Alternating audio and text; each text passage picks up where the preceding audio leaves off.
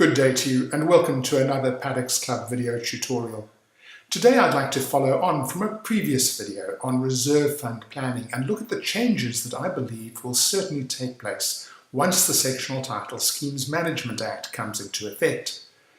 Previously I gave you the nuts and bolts of setting up a maintenance, repair and replacement program or plan and looked at the mechanics of running separate administrative and reserve funds and transfers of funds between them. I will now look at putting on my forecasting glasses at the effects that I think that these will have on banks that offer mortgage finance, insurers, prospective sectional insurers, and prospective purchasers of sectional title units. Under the Sectional Title Schemes Management Act, as you know, every scheme will have a reserve fund. They will have to have one, and the amounts in that reserve, minimum amounts, will be set by the Minister, probably in general terms, perhaps as percentages.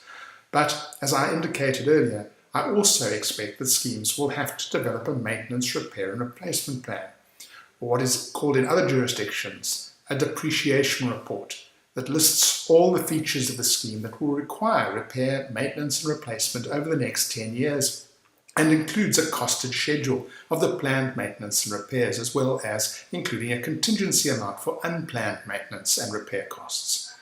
Once this new legislation comes into effect, I have no doubt, based on experience that I've seen in other jurisdictions, that banks who offer mortgage finance, insurance companies considering giving sectional title insurance, and buyers of sectional title property will all want to see not only what the total amount of the body corporate reserves are, which will now become obvious, but also they'll want to see the maintenance, repair and replacement plan so that they can judge for themselves whether the reserves and the current levies are appropriate to avoid special levies in the future and how much they can lend on a sectional property, or what is their exposure, what is the exposure of their clients. Until now, this has been complete guesswork, based at best on an outdated set of audited financial statements. But in the future, the actual financial situation of a scheme should be much more easily found. I have no doubt that if a scheme does not have a proper maintenance, repair and replacement plan, banks and insurance may be reluctant to assist, be they current or prospective owners who are looking for the money, until they're satisfied that reserve funding is adequate, and estate agents will be obliged to point out, because buyers may be equally aware, that there could be major known but unplanned for expenses, repairs and maintenance for which the current owners and trustees haven't planned.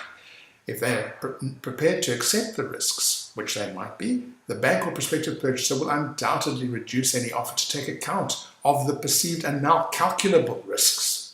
When the owner of a conventional house decides not to do maintenance or repairs, the result is obvious from the condition of the building. But in sectional title schemes, where the buyers are responsible for the costs of repairs and maintenance to all the common property in the whole scheme, including stormwater drains, roadways and facilities like clubhouses, the potential costs are much harder to see and there's much less information available, unless a proper plan driving a healthy reserve budget has been done. When the regulations under the Sectional Title Schemes Management Act are published for public comment, which I hope is going to be reasonably soon, I suggest that this is an aspect that is worthy of special attention, so it's worth thinking about now. Thank you for joining me in this Paddocks Club video tutorial, and if you have any questions, let's deal with them in the discussion forum.